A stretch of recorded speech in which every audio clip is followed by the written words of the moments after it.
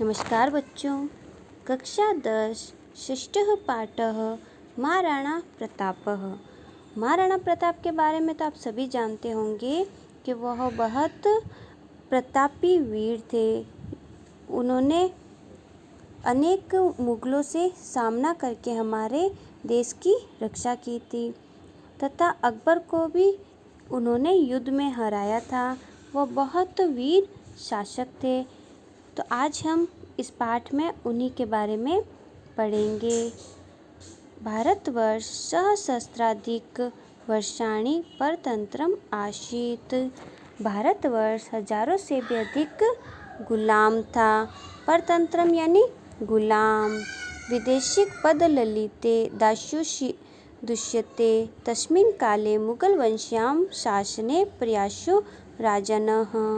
विदेशियों के पद ललिते पैरों के तले दास्यु दूषिते तस्मिन् काले पैरों के तले कुचलते हुए तस्मिन् काले उस काल में मुगल वंश्याम शासने जो मुगल वंशों के राजा थे युद्धम विनेव मुगल सत्ताधिशासनम आधिप्यम स्वीकृत्य। राजा जो थे युद्ध किए ही बिना मुगल सत्ता को स्वीकार करके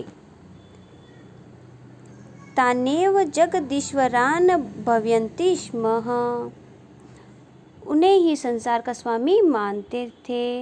यानी उस समय विदेशियों के पैरों तले कुचलते हुए मुगलों से जो हमारे यहाँ के राजा थे वो मुगल वंश के राजाओं से बिना युद्ध किए ही उनकी सत्ता को स्वीकार किया, यानी उनकी गुलामी करते थे। तेषां सेवायां बद्ध परिकराः सन्तः स्वदेश रक्षाव्रत विमुक्तां भजने स्म। उन्हें ही संसार का स्वामी मानते थे। उनकी ही सेवा करते थे।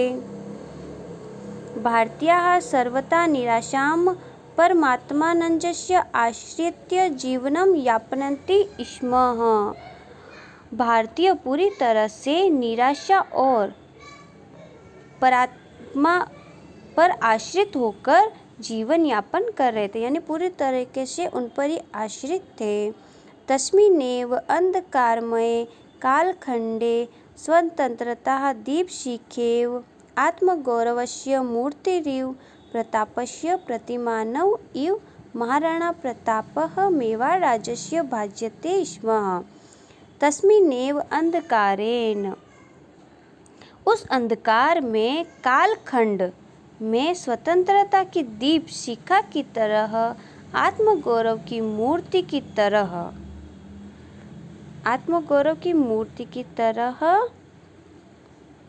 महाराणा प्रताप मेवाड़ राज्य भज्यते स्म। महाराणा प्रताप की प्रतिमा यानी महाराणा प्रताप चारों तरफ चमक रहे थे। उस समय उन लोगों के अंधकार कालखंड को स्वतंत्र रूप की दीप शिखा की तरह आत्मगौरव की मूर्ति की तरह प्रताप की प्रतिमा चारों तरफ चमक रही थी। प्रतापः भारतीय स्वतंत्रेतिहासे स्वतंत्रतायाः अप्रतिम युद्धः रूपेण स्मर्यते। प्रताप भारतीय स्वतंत्रता के अनुपम युद्धों के रूप में याद किए जाते हैं। स्मृति यानी याद करना। श्रूयते पंचविंशत् वर्षात्मके शासनकाले मुगलैः सह अनेकवारं युद्धं कृतवान्। उन्होंने अपने 25 वर्षात्मके यानी उन्होंने अपने 25 वर्ष के शासनकाल में मुगलों के साथ अनेक बार युद्ध किए। जीवने नेकाभिः परिस्थितिः सन्तप्रियमाणोऽपि कदापि पराजयं ध्येयं वा न प्रदर्शितवान्। जीवन में अनेकों विपरीत परिस्थितियों द्वारा उन्होंने कभी भी पराजय अथवा दीनता प्रदर्शित नहीं की। उनके सामने बहुत कठिन परिस्थितियाँ आई परंतु उन्होंने कभी पराजय स्वीकार नहीं की। प्रस्तुत पाठ प्रातः स्मरणीयस्य प्रतापस्य परिचयं ददाति। येन छात्राः तस्य जीवनेन प्रेरणां प्राप्नुयुः। इस पाठ में महाराणा प्रताप के स्मरणीय का परिचय मिलता है, जिससे छात्रा महाराणा प्रताप के जीवन से प्रेरणा प्राप्त करें। महाराणा प्रताप उत्सर्ग परंपरायाः उद्वर्तभूमि प्रतापस्य पुण्यभूमि मेवाड़ राज्य को न जानती। उत्सर्ग परंपरायाः यानी बलिदान देने की, उद्व भूमि यानी उद्व भूमि कौन सी है? मेवाड़ राज्य यानी जो उनकी भूमि है वो कौन सी है? मेवाड़। प्रतापस्य पूर्ण भूमि मेवाड़ राज्य को न जानती। बलिदान देने की परंपरा में मेवाड़ भूमि महाराणा प्रताप के बारे में कौन नहीं जानता है। इदं राज्यं शूराणां शौर्येण यूनाम् आत्महत्या सतीनाश्च जौहर परंपरायाः विश्वसनीय जगाति महती। इदं राज्य यह राज्य शूराणाम सूरों की, वीरों की भूमि, शौर्य की भूमि, यूनाम आत्महत्या युवकों के बलिदान, सतीनाश्च और सती स्त्रियां, जौहर जो कि सती जो स्त्रियां थे उनके द्वारा जौहर की परंपरा पूरे विश्वस्य जगति महती प्रसिद्धम अलभत। जौहर की परंपरा पूरे विश्व में प्रसिद्ध है। मेवाड़ राज्यस्य सिसोदिया वंशे बप्पा रावल, राणा हमीर, राणा सांगा प्रभृति वीराणां शूरवीरता परंपरा विद्यते। मेवाड़ राज्य सिसोदिया वंश के कौन कौन थे? बप्पा राव, राणा हमीर, राणा सांगा प्रभृति यानी इत्यादि, वीराणाम इत्यादि वीरों की बहुत बड़ी परंपरा रही है। सुदीर्घ यानी बहुत बड़ी परंपरा रही है। अस्यामेव परंपरायां महाराणा प्रताप सिंहस्य जन्म, और इसी परंपरा में महाराणा प्रताप सिंह का जन्म विक्रम शताब्दी 1597 और ईसवी शताब्दी 1540 में ज्येष्ठ शुक्ल तृतीयाम अभवत। ज्येष्ठ माह की शुक्ल तृतीया को हुआ था। प्रतापः बाल्यकालादेव वीरयोद्धा कुशल सेनानी धीर्नाश्च आसीत्। प्रताप जो थे, महाराणा प्रताप बाल्यकालादेव वीर योद्धा, बाल्यकाल से बहुत बड़े वीर थे। कुशल सेनानी, कुशल सेनापति थे। धरनायकश्च आसीत्, धैर्यवान नायक के रूप में प्रसिद्ध थे। पितुः उदयसिंहस्य अनन्तरं प्रतापः महाराणा प्रतापस्य प्राप्यश्वरस्य, उनके पिता उदय सिंह के बाद प्रताप ने महाराणा पद को प्राप्त किया। उनके पिता के मरने के बाद महाराणा प्रताप ने उस पद को प्राप्त किया। और 32वें वर्ष से यानी 32 वर्ष की आयु में मेवाड़ राज्य सिंहासन आरूढ़वान, मेवाड़ राज्य के सिंहासन पर बैठे। आरूढ़वान यानी बैठना। तस्य राज्याभिषेकः गोगुंदा गाँव में अभवत। तस्य यानी उनका राज्य अभिषेक गोगुंदा गाँव में हुआ था। तस्मिन् काले उत्तर भारते मुगल वंशीयां शासनम् आसीत्। उस समय उत्तर भारत में मुगल वंश के शासकों का शासन था। राजानः तत्सेवामेव स्वकर्तव्यं मन्यामाः। सभी राजाओं का जो उनकी सेवा में ही थे। देश रक्षा कर्तव्याद सर्वथा विमुखाः आसन्। जो और राजा थे वो मुगलों के शासन की ही सेवा करते थे, वह अपना कर्तव्य, देश की सेवा का कर्तव्य और देश की रक्षा करना भूल गए। उनसे अपना मुंह मोड़ लिया कि हमें देश की रक्षा करने में भी अपना कर्तव्य निभाना है। मुगल शासनस्य साहाय्यं विधाय आत्मगौरवं मन्यते स्म। और वह मुगल शासकों की सहायता करना ही अपना आत्मगौरव समझते थे। शत्रुभिः सह दीर्घकालीनां युद्धानां कारणेन मेवाड़ राज्य स्थिति समीचीना च न आसीत।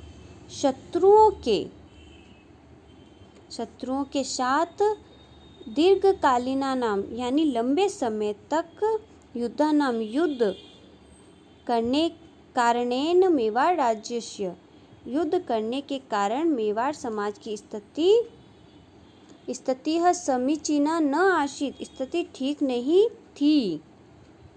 यद्यपि प्रतापस्य पिता महाराणा उदय सिंह प्रतापी राजा आसीत। वैसे तो प्रताप के जो पिता थे कौन थे? उदय सिंह, जो बहुत प्रतापी राजा थे। किंतु परिस्थितिवशात् चित्तौड़गढ़ आदि स्थानानि आक्रांतभिः दीर्घगृहीतानि। लेकिन परिस्थिति के कारण चित्तौड़गढ़ आदि स्थान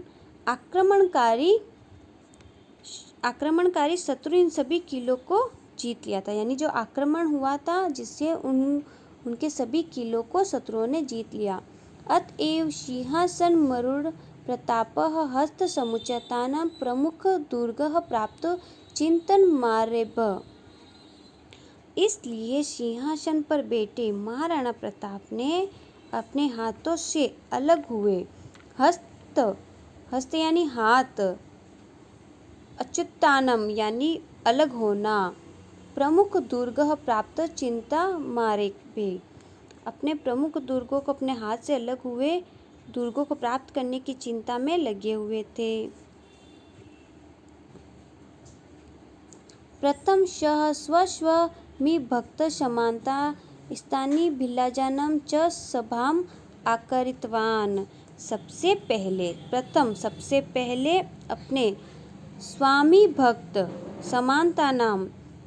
भक्त समांतर जो थे और स्थानीय भिल्लाजानाम और वहीं के जो भील लोग थे च सभाम आकारितवान और उनको एक सभा बुलाई। उसी सभा में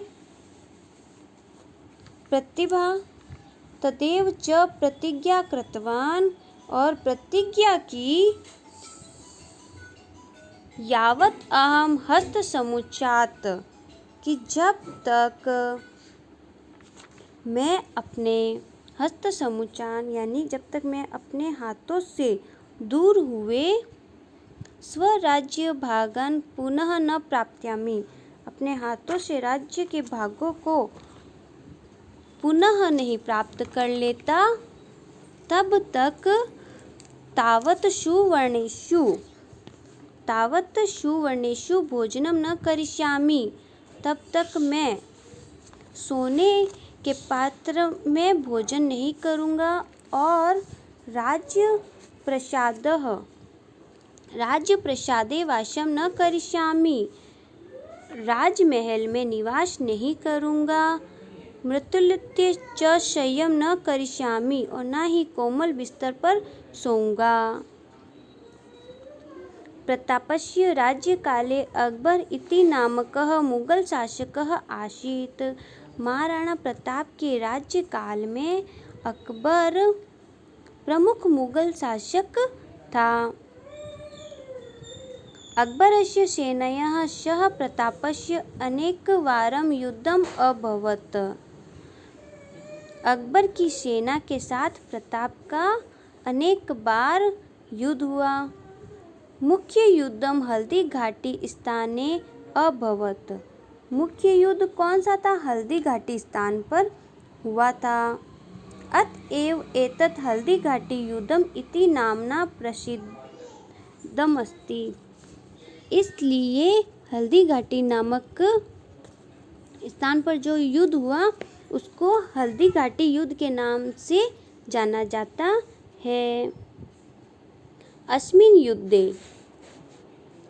युद्धे प्रतापः चेतक इति नामकम् अश्वम् आरुह।